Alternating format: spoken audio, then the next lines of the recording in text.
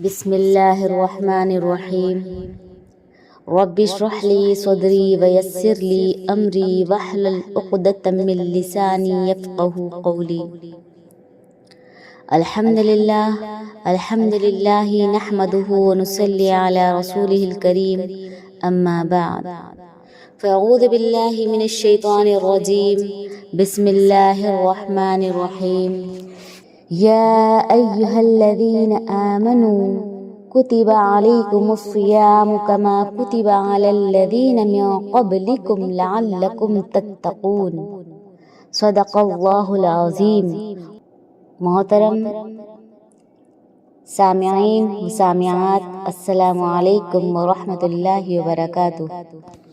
الحمدللہ، رمضان المبارک کا مہینہ بڑی سعادتیں، برکتیں اور رحمتوں کے ساتھ ہماری زندگی میں داخل ہوا ہے۔ قرآن مجید کی آیت سورہ بقرہ آیت نمبر 183، اللہ رب العزت کا فرمان ہے، یا ایہا الذین آمنوا، اے ایمان والو، کتب علیکم الصیام، تم پر روزے فرض کیے گئے ہیں، کما کتب علی الذین من قبلکم، جس طرح تم سے پہلوں پر فرض کیے گئے تھے، لعلکم تتقون، تاکہ تمہیں پرہیزگاری حاصل ہو۔ عربی زبان کا لفظ صوم یا صیام، اس کے لغوی اور اصطلاحی معنی آپ جان لیجئے۔ لغت کے اعتبار سے صوم کا مطلب آتا ہے کسی چیز سے رک جانا، کسی شے سے باز رہنا۔ اور صوم کی تعریف اصطلاح میں کیا ہوگی، خوب جان لیں کہ شریعت میں روزے سے مراد یہ ہے کہ دن کے وقت ایسی تمام چیزوں سے باز رہنا جس سے روزہ ٹوٹ جاتا ہے، اور یہ باز رہنا نیت کی وجہ سے ہو، اور اس کا وقت طلوع فجر سے لے کر غروب آفتاب تک ہے، اور نیت اس کی طرف سے ہو جو نیت کا اہل ہے۔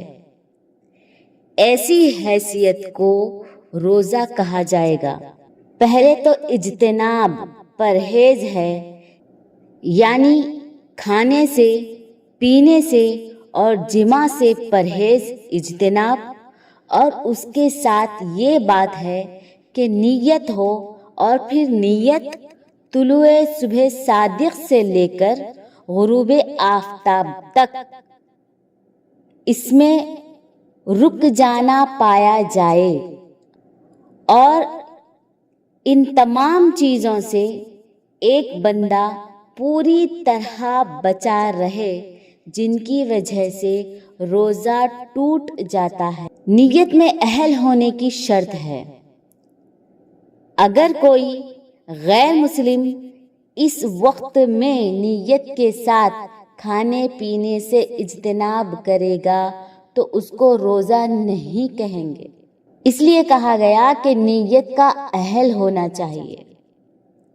اسی طرح ایک حائضہ یا نفاس والی عورت طلوع صبح صادق سے لے کر غروب آفتاب تک نیت کے ساتھ ان چیزوں سے رکی رہے، پرہیز کرے تو اس کو روزہ نہیں کہیں گے، اس لیے کہ وہ اس نیت کی اہل نہیں ہے۔ تو معلوم یہ ہوا کہ نیت شرط ہے، نیت ضروری ہے، مگر اس کی نیت ہو جس میں نیت کی اہلیت موجود ہو۔ اللہ تبارک و تعالی نے امت محمدیہ صلی اللہ علیہ وسلم پر سن 2 ہجری 10 شعبان المعظم میں روزے فرض کیے، اور اس کے مطابق پیارے نبی صلی اللہ علیہ وسلم نے 9 رمضان المبارک کے مہینوں کے روزے فرضیت کے بعد رکھے۔ اس کے بعد نبی صلی اللہ علیہ وسلم کا وصال مبارک ہوا۔ کلام پاک میں اللہ تبارک و تعالی نے کئی طریقوں سے روزے کا تذکرہ کیا ہے۔ ایک تو یہی آیت ہے جو ہم نے ابتدا میں تلاوت کی۔ اس کے بعد سورہ احزاب میں اللہ رب العزت نے آیت نمبر 35 میں مختلف اوصاف کے حامل مرد اور خواتین کا اس میں ذکر کیا، جس میں اجر عظیم کا اعلان فرمایا، اعد اللہ لہم مغفرۃ و اجرا عظیما، ان کے لیے مغفرت اور بڑا اجر، عظیم اجر کو تیار کیا ہے۔ اس مقام پر بھی اللہ رب العزت نے جن شان والے مردوں اور شان والی عورتوں کا تذکرہ کیا، اس میں فرمایا والصائمین والصائمات، وہ مرد جو روزے رکھتے ہیں اور وہ عورتیں جو روزے رکھتی ہیں۔ یہ وہ مرد و خواتین ہیں کہ جن کے لیے اللہ نے اجر عظیم تیار کر رکھا ہے، اور خالق کائنات جل جلالہ نے ان کے لیے مغفرت کا وعدہ فرمایا۔ اللہ تبارک و تعالیٰ نے قرآن مجید میں جہاں پر جنت والوں کا ذکر فرمایا، وہ لوگ جن کو ان کے نام اعمال دائیں ہاتھ میں دیے جائیں گے، تو وہاں پر خالق کائنات جل جلالہ کا ارشاد ہے، فَهُوَ فِي عِيشَةٍ رَاضِيَةٍ، وہ بندے پسندیدہ زندگی میں ہوں گے، فی جنت عالیہ، اونچی جنت میں ہوں گے، قطوفها دانیہ، جس کے گچھے جھکے ہوئے ہوں گے، کلوا واشربوا ہنیئا بما اسلفتم فی الایام الخالیہ، اس وقت ان کو یہ کہا جائے گا کہ تم کھاؤ پیو خوشی کے ساتھ، اس کی وجہ سے کہ جو تم نے دنیا میں روزے رکھے تھے۔ بما اسلفتم فی الایام الخالیہ، یہاں پر ایام خالیہ سے مراد کون سے دن ہیں؟ حضرت وکیع رضی اللہ تعالی عنہ کی تفسیر کے مطابق ایام خالیہ ان دنوں کو کہا جائے گا جن دنوں میں ایک بندہ دنیا میں روزے رکھے گا۔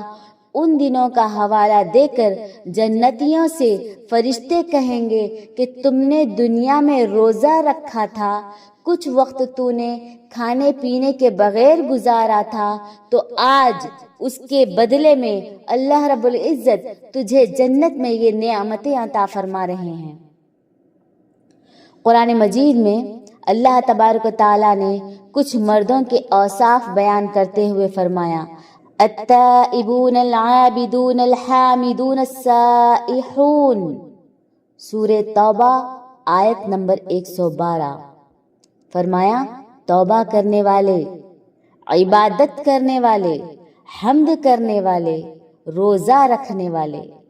تو یہاں پر جو لفظ سائحون، اس کا معنی روزے دار، صائمین، تو اس طرح قرآن مجید میں مختلف انداز میں اللہ تبارک و تعالیٰ نے روزے جیسی عبادت کا تذکرہ فرمایا اور روزے داروں کا تذکرہ فرمایا۔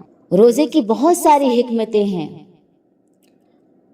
اور اس کے جو مقاصد ہیں، یہ تمام چیزیں ہمیں احادیث مبارکہ سے ملی، اور اللہ تبارک و تعالیٰ کا احسان ہے کہ اللہ تبارک و تعالیٰ نے ہمیں اس عبادت کے لیے چنا اور ہمیں اپنی زندگی میں اس کا موقع عنایت فرمایا۔ روزے کے بے شمار فوائد ہیں۔ سب سے بڑا فائدہ خود اللہ تبارک و تعالیٰ ارشاد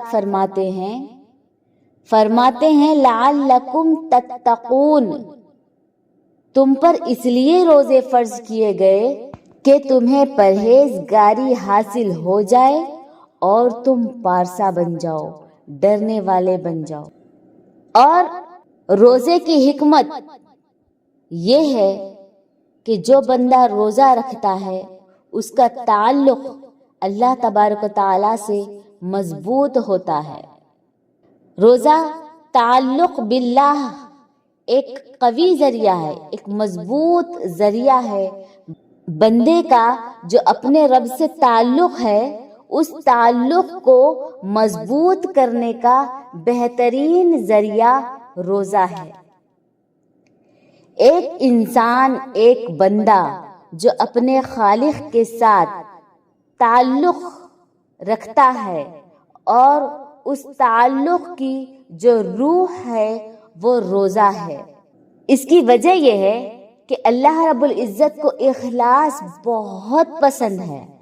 3 چیزیں ہیں کہ بندے کا جو اپنے رب کے ساتھ تعلق ہے اس کے اندر ان کا بنیادی کردار ہوتا ہے، وہ 3 چیزیں ہیں۔ ایک ہوتا ہے اخلاص، دوسرا ہے ایمان بالغیب، تیسرا ہے امانت، اور یہ تینوں چیزیں روزے کے اندر پائی جاتی ہیں۔ جس وقت ایک انسان روزہ رکھا ہوا ہے تو باقی آپ غور فرمائیں، تمام عبادات کے مقابلے میں روزے کے اندر اخلاص کے زیادہ موقع ہوتے ہیں، چونکہ باقی عبادات ایسی ہیں کہ ان کو ادا کرتے وقت بندہ نظر آتا ہے کہ یہ بندہ تسبیح کر رہا ہے یا نماز پڑھ رہا ہے یا پھر صدقات دے رہا ہے، اگرچہ اس کا اپنا دل نہ بھی ہو کہ مجھے کوئی دیکھے، لیکن پھر بھی اس کو دیکھا جا سکتا ہے۔ جس وقت وہ نماز پڑھتا ہے تو نماز کا ایک ڈھانچہ ہے، ایک حیثیت ہے، ایک طریقہ ہے کہ جس کو جب وہ کرتا ہے تو دیکھنے والے کو نظر آئے گا۔ زکوٰۃ دیتا ہوا وہ نظر آ سکتا ہے، مگر روزہ ایک ایسی چیز ہے کہ جب بندہ حالت روزہ میں ہو تو کوئی بندہ کسی بندے کے ساتھ حالت روزے کو نہیں دیکھ سکتا۔ یہ ایسی صورتحال ہے کہ جس میں بہت زیادہ خلوص اور اخلاص پایا جاتا ہے، تو اس بنیاد پر اللہ تبارک و تعالیٰ کے ساتھ جو بندے کا تعلق ہے اس کو خلوص کا پانی ملتا ہے، اور خلوص سے وہ تعلق استوار ہوتا ہے، تو یہ حالت روزہ ہے کہ جس میں یہ صفت بہت زیادہ پائی جاتی ہے۔ دوسرا، بندے مومن کی شان یہ ہے کہ وہ ایمان بالغیب رکھتا ہے۔ ایک بند کمرے میں بیٹھا ہے، اسے نہ دوست دیکھتے ہیں نہ رشتہ دار دیکھتے ہیں، اور کھانے پینے کی تمام چیزیں اس کے سامنے موجود ہوتی ہیں، اس کے باوجود وہ کھانے پینے سے رکا ہوتا ہے۔ اسے شدید بھوک بھی لگی ہوتی ہے، شدید پیاس بھی لگی ہوتی ہے، گلا سوکھ رہا ہوتا ہے، زبان سوکھی پڑی ہوتی ہے، تب بھی وہ نہ کھاتا ہے نہ پیتا ہے۔ تو عمل کے اعتبار سے اس بات کا ثبوت مل رہا ہے کہ وہ اپنے رب سے محبت کرتا ہے، وہ سوچتا ہے کہ میرا رب مجھے دیکھ رہا ہے۔ اور یہ ایمان بالغیب کو بڑی شان کے طور پر سورہ بقرہ کے آغاز ہی میں اللہ تبارک و تعالیٰ نے متقی لوگوں کی صفت کے طور پر بیان کیا، اور حالت روزہ ایمان بالغیب کی عملاً ایک شکل ہے کہ ایک بندہ ظاہر کر رہا ہے کہ واقعی میں بغیر دیکھے بھی رب کو موجود سمجھتا ہوں، اور میرا رب مجھے دیکھ رہا ہے، اور میں اس سے اپنے آپ کو چھپا نہیں سکتا۔ اگرچہ میں ساری آنکھوں سے چھپ جاؤں مگر اپنے رب سے نہیں چھپ سکتا۔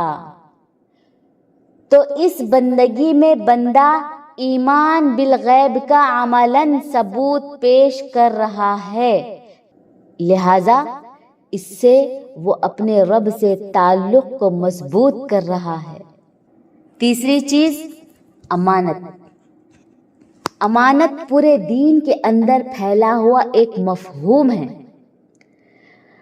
حالت روزہ میں ایک انسان پوری طرح امانت داری کا عملاً ثبوت دے رہا ہے۔ اگر خیانت کرنا چاہے تو اس کے پاس کتنے ہی موقع ہیں۔ کہیں چھپ کر کھا سکتا ہے، کسی سے اوجھل ہو کے کھائے، کسی سے بھی چھپ کر کھائے، یا کوئی بھی ایسا کام کر لے جو روزے کو توڑ سکتی ہے، جس سے روزہ ٹوٹ سکتا ہے، اس کو استعمال کر لے۔ لیکن جب وہ ایسا نہیں کرتا تو عمل کے اعتبار سے اس نے اپنے آپ کو امانت کا علم بردار بنایا ہوا ہے، وہ امین بنا ہوا ہے کہ میرے پاس اللہ تبارک و تعالیٰ کی دی ہوئی روزے کی نعمت ہے، روزے کی سوغات ہے، اور میں اس میں خیانت نہیں ہونے دوں گا، اس کے اندر میں امانت رکھوں گا۔ یہ روزے دار کی نیت ہوتی ہے۔ تو یہ تین چیزیں، ایک ہے اخلاص نیت، ایمان بالغیب اور امانت، یہ اللہ رب العزت کو بڑی پسند ہے۔ ان تین چیزوں کی عملی شکل ایک بندہ حالت روزہ میں محسوس کرتا ہے، اس کو اس بات کی لذت آتی ہے، خوشی ہوتی ہے، اس کے اندر اشتیاق پیدا ہوتا ہے، اس کے اندر خلوص پیدا ہوتا ہے، اس کے دل میں خوشی ہوتی ہے کہ وہ اپنے رب کے حکم کو بجا لا رہا ہے۔ اس وجہ سے جب وقت افطار ہوتا ہے تو اس کو ایک خوشی محسوس ہوتی ہے، اور اسے اس بات کی بڑی لذت محسوس ہوتی ہے کہ میں نے آج کا سارا دن اپنے رب کے کہنے پر گزارا ہے، حالانکہ مجھے کسی نے روکا نہیں تھا، کسی نے مجھے باندھا نہیں تھا، کسی نے مجھے مجبور نہیں کیا تھا، میں نے اپنی خوشی سے محض اللہ رب العزت کو راضی کرنے کے لیے یہ کام کیا۔ نبی صلی اللہ علیہ وسلم کا ارشاد ہے، للصائم فرحتان، فرحۃ عند فطرہ وفرحۃ عند لقاء ربہ، کہ روزے دار کے لیے دو خوشیاں ہیں۔ ایک تو وہ خوشی کہ جب بندہ وقت معین پر روزہ افطار کرتا ہے کہ میں کتنا اچھا ہوں کہ میں نے اپنے رب کے کہنے پر پابندی کے ساتھ اپنے آپ کو ہر اس چیز سے روکے رکھا جس کا میرے رب نے مجھے حکم دیا تھا۔ اور دوسری خوشی وہ جب جنت الفردوس میں اس روزے کے نتیجے کے طور پر، انعام کے طور پر بندے کو اپنے رب کی طرف سے اپنے رب کا دیدار میسر آئے گا۔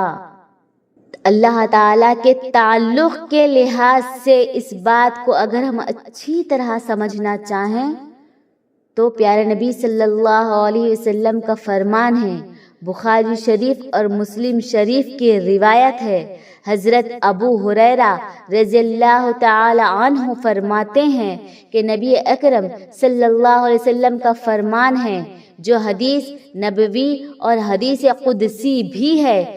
پیارے نبی صلی اللہ علیہ وسلم فرماتے ہیں، اللہ کا فرمان ہے، کل عمل ابن آدم یضاعف، بندے کا ہر نیک عمل اس کو اللہ کے ہاں کئی گنا بڑھا دیا جاتا ہے۔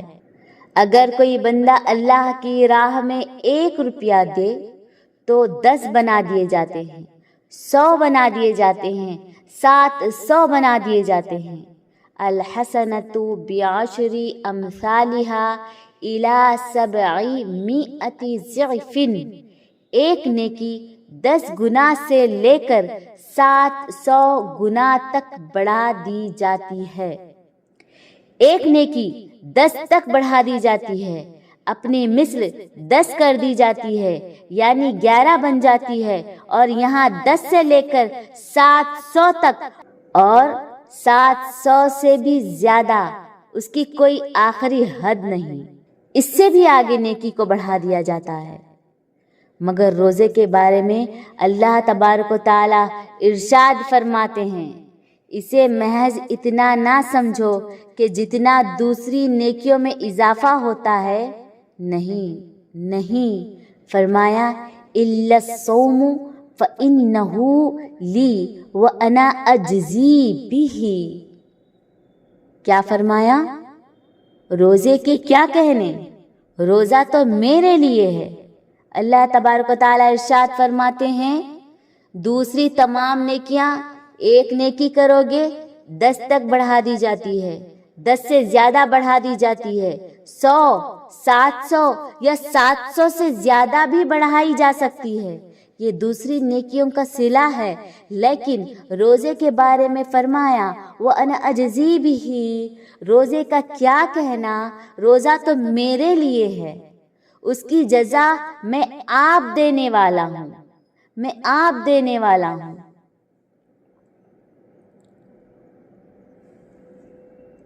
یہ سمجھ لیں کہ روزے کی وجہ سے ایک بندے کا تعلق اللہ سے کتنا مضبوط ہوتا ہے۔ ساری عبادتیں اس کے لیے ہیں۔ ہم نماز بھی پڑھتے ہیں کس کے لیے؟ اللہ رب العزت کے لیے۔ صدقہ بھی دیتے ہیں اللہ تبارک و تعالیٰ کے لیے۔ زکوٰۃ بھی ہم اللہ ہی کی رضا کے لیے دیتے ہیں۔ جب ہم حج کرتے ہیں تو اللہ کی رضا کے لیے کرتے ہیں۔ جہاد یا تبلیغ کرتے ہیں، درس و تدریس کرتے ہیں، تمام کی تمام چیزیں محض اللہ رب العزت کی رضا کے لیے ہوتی ہے۔ لیکن اللہ تبارک و تعالیٰ فرماتے ہیں الا الصوم، مگر روزہ، فإنہ لی، وہ میرے لیے ہے، وأنا أجزی بہ، اور اس کی جزا میں دیتا ہوں۔ حالانکہ سجدوں کی جزا بھی وہی دیتا ہے، حج کی جزا بھی وہی دیتا ہے، ہر اچھے کام کی جزا، اس کا اجر، اس کی نیکی بھی اللہ رب العزت ہی دیتے ہیں۔ لیکن اس نے بطور خاص، اللہ تبارک و تعالیٰ نے بطور خاص روزے کو اپنی طرف منسوب کیا کہ روزہ اس کا بدل میں ہوں۔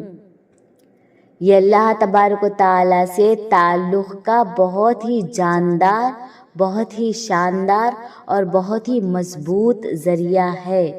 کیا؟ روزہ۔ اس کے اندر بڑی حکمتیں ہیں۔ انشاءاللہ اگلی نشست میں ہم اس کی حکمتوں پر بات کریں گے۔ السلام علیکم ورحمۃ اللہ وبرکاتہ۔